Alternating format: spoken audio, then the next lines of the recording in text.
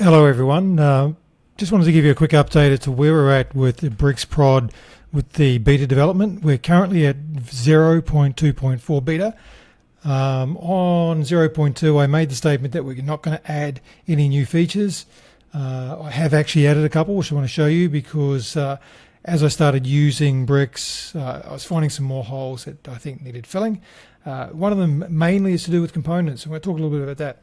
So we've done a little bit of change with our UI. So in here, what we've done is made more obvious what's free and what's paid. So that anything that's got the green border on the left-hand side and also a little free badge down here, that all comes with the free licenses.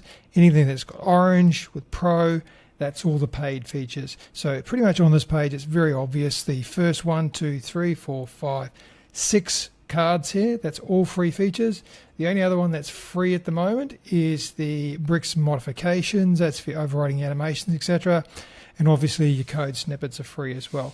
I've got to do something about this header block here because what we do have is in here the code snippets are now filterable and also sortable and also searchable, because we're going to add some more in here, so we need that to be easier for you guys to use.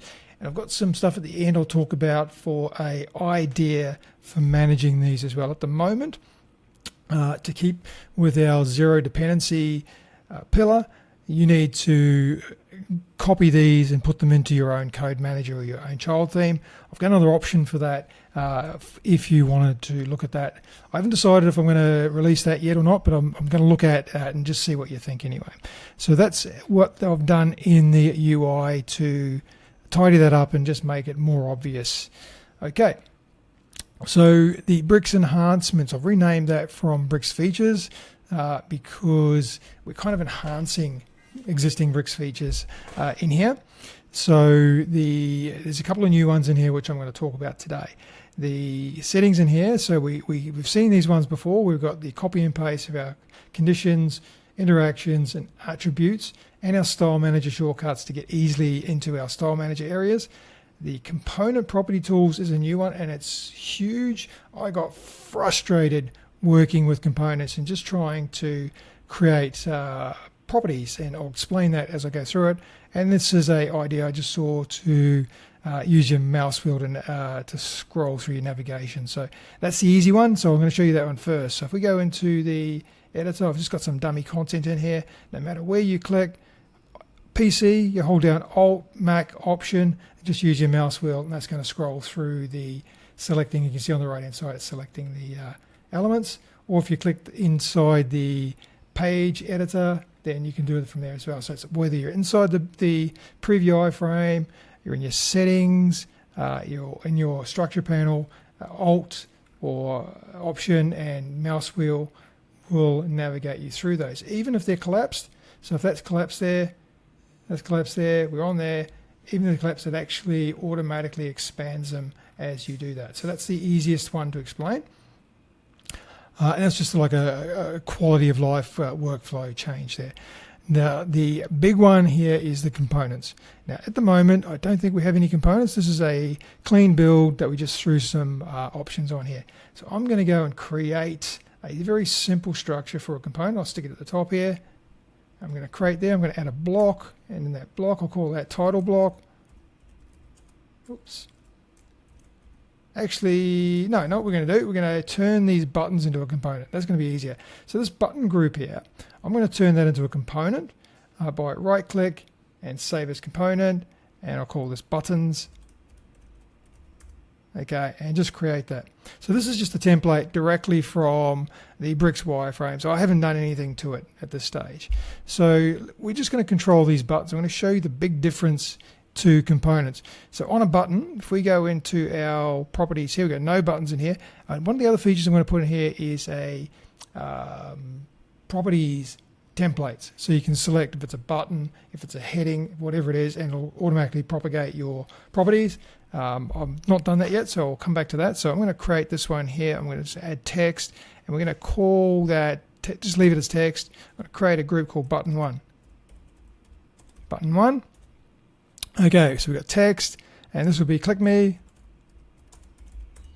and we create, What else do we need for a button? We need a link on button 1. Just going to create. Just leave the names as they are. Another one we want to have is a select for our size. And we'll leave those options undone, because once we link it, then we'll get the options. What do we want? The size. I think they call it style in Bricks. I'm going to call it style. So we need a select for style. We then need a select for, I think they call it rounded or circle, I think they call it, which is going to be a toggle. Let's say circle. And we need another one for a toggle for outline.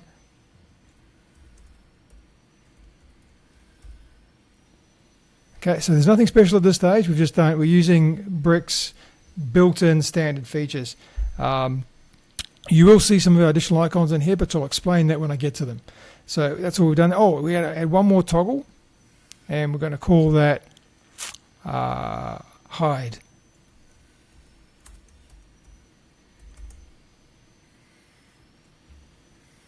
And we'll stick the hide at the top there, because it makes more sense for it to be at the top. All right, let's just start connecting these up. So I'm going to connect that to our first button, and that's going to be in our visibility, and we're just going to say hide. The second one, we just need to hide it there as well. We're then going to go to the button itself. We're going to go out of the visibility. We're going to connect our text to our button 1 text. Connect our size to the button 1 size. Connect our style to button 1 style. Circle to circle. And outline to outline. Link to link. All right, that's pretty much a button done. Now this is where Bricks is really falling short in this component management. If we now go back to our properties and we want to add the same things for the second button, we've got to recreate it all. We've got to add a new set, add all these properties manually. There's no copy, paste, duplicate. So I've added them here. So if you look at the top level here where it says button 1, I've got a copy group or a duplicate group. If you're going to copy this to another component, you can just copy it to the clipboard and then paste it onto the other component. If I just say duplicate, it duplicates it into another one. It just adds a little suffix on the end of it for the number. I'm going to collapse this. This is our feature, and I'm just going to double click in there, and I'm going to call that button 2. So there's the next feature. We can just double click on our group labels, and we can name those labels just there. We can do the same with these as well, with the properties. We've just created a button 2 group, and now all I'm going to do is link that up. Button 2. So the button 2 is going to be button 2 text. Our size is going to be button 2 size. Our style will be button 2 style. Outline will be button 2 outline. Button 2 circle. Link. Button 2 link. And you can add an icon. I'm just doing this really, really simply at this stage. Now let's go back to our properties. Now the only thing we're missing is some defaults. Now that we're linked up, we can just go to our default value for our size, and we're going to say our size is going to be medium. Save that. Default value for our size there's a different one. We're going to do medium on that as well. Save that. And style, set that as primary. Save that. Collapse U, expand U. What do we got there? Our style is going to be secondary. Save that. Okay. I'll put these on the wrong ones, I think. I did button 1, button 2. Anyway, so you've also got a collapse all and expand all up the top here. So we've got collapse all, expand all, double click to edit there, double click to edit there, We can copy the whole group, so we can copy all of the groups to the clipboard and copy that and paste that onto a different component. So I'm going to try that actually. I'm going to, once we're done here, so that is it. That is the simple ways to manage the components. I'm going to now show you how you can do this by copying and pasting it to a completely different component. So now I'm going to copy that to the clipboard. So I'm just going to copy everything from there, copy all groups to the clipboard, go out of my component, go into there. I'm going to just duplicate that, and I'm going to detach that. I'm going to call this button group 2. And on my button group 2, I'm now going to edit that. Oh, sorry, I'm going to create a component from that. Save as a component, button group 2 in my buttons, create. Now I've got button group 2. If this was a brand new component, we don't have any properties, right? But because we copied the other one, the copy to the clipboard, all of the groups, I get a paste. I paste that in there. I've got button 1 and button 2, and now I just need to link those up to the buttons. So that's the enhancements we've made to components. I was getting frustrated trying to create groups of properties, and then you have to recreate them, and to rename them you've got to go into here, and then you've got to even that's wrong, you've got to undo that. You've got to go into there. Where is it? In there somewhere. I can't remember. So category buttons. No, we don't want the buttons. We just want to go into here, and we want to see the categories. There we go. There's the groups there. It's just confused. It's very, very confused. So I thought this would be a lot easier way of doing it. So that is the major difference in this, is the management of the component properties through this component property tools here. So that is the main new features that we've got in here. Now I wanted to mention that we have another way of managing code snippets. So at the moment, what you have to do, it tells you up here, these are just standard code snippets, so they are not part of BricsProd code. BricsProd code is purely the builder or editor functionality. This stuff here is more for front end. So this is like an accessibility widget that you can use on the front end.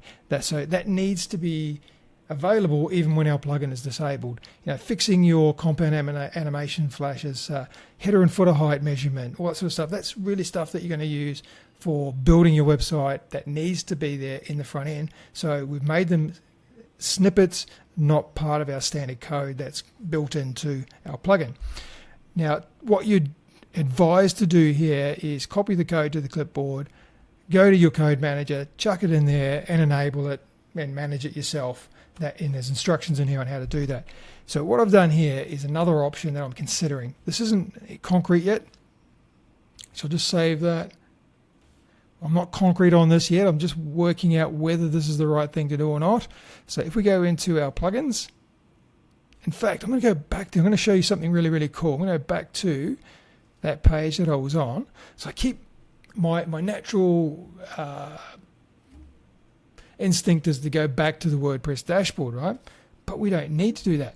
We don't need to do that at all. I'm just going to go to the empty section we just added there, get rid of that. Okay, so my natural reaction is go, oh, I got to go back there. I keep forgetting. Oh, now I have that there, right there. I just click straight in there and I've got my WordPress dashboard there. So what I'm going to do here is I'm going to go into my plugins and I'm going to enable this BricsProd Live, which is a companion plugin, which if I decide to do this will be available as a free plugin. So a free plugin, which is a companion to Bricks Productivity. So I'm going to activate that. And then we're going to have a look in the back end what that does. So if we go in there, what we get is all of our widgets that are in here in our code. So all of these code snippets that we have here will automatically be listed in our BricsProd Live. And let's say we want the A11Y widget, we enable that. We want the component instance classes, that's another thing as well, which I'll talk about. Fade and fix, header height, we want that. But we want that. We're not going to worry about these things here. Enable, but it couldn't be enabled because there's an error. Okay, I'm going to just turn that off and turn that back on. This could be a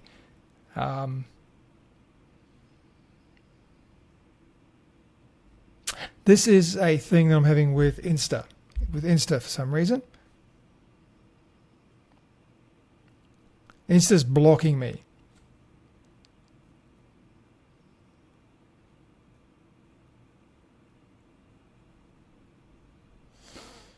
Yeah, I've got a problem with Insta. This works fine on my CPL server, works fine local, but for some reason Insta is blocking some actions. So I'll leave that as it is for now. I'm going to see if I can do this from the back end. Now that it's enabled, I'm just going to refresh. And again, this is just an idea. So we go back into here now and go into our code snippets. Because our sister plugin, a companion plugin is enabled, we now have switches up here. So I should be able to just enable that. Now Insta might come back with an error again because it timed out after the last one. But the idea is that you can come into here and you can just enable these. And yeah, we've got a problem with Insta. It's not allowing me to communicate with itself, basically. That is something that I would need to look at if I'm going to implement this. That might be just because I'm in a sandbox on InstaWP, because it definitely works on my cPanel server. It definitely works on local, so this might be something to do with that environment. But anyway, this is the idea. So you can enable them and disable them directly with switches. You don't have to worry about sticking them in the code manager. So the only caveat with that is that what you need to then do is you can come in here when you're finished with editing and you don't want the BrixProd enabled anymore. You can come in there and you can deactivate BrixProd, but you have to keep BrixProd live, which is just a lightweight plugin that all it's doing is pulling the snippets out of Brix productivity and queuing them for you without you having to put them into a code manager. That's the only difference. So from here, if I deactivate that and then do a refresh here, I won't have BrixProd anymore. Okay, so I don't have BrixProd. That's deactivated. But the code snippets that I enabled using my BrixProd Live will still be functioning on the front end, because if we go in there and have a look at our BrixProd Live, because that's still running, it's still going to load them. That's interesting. So it's saying that it failed, but it actually worked. Interesting. Okay, so that's it. That's what we were at with 0.2.4. From here on in, I really hope that I'm not adding any more features. I'm just adding improvements, fixing bugs, and going from there. I think in my next video, what I'm going to do is I'm going to do a from scratch. So basically, we've got nothing set up, and we install and get up and running and build some content and just show you how some of these features actually work in tandem with each other. So I think I'll do that for my next video. Anyway, I'm going to leave it at that. Hope you like this. If you do, hit the subscribe, hit the like. If you're interested in BrixProd, then head across to www.brxprod.com and either get a free license, or if you want the paid features, grab a paid version at 40% off while it's in beta. Okay, I'll leave it at that. Thanks, guys.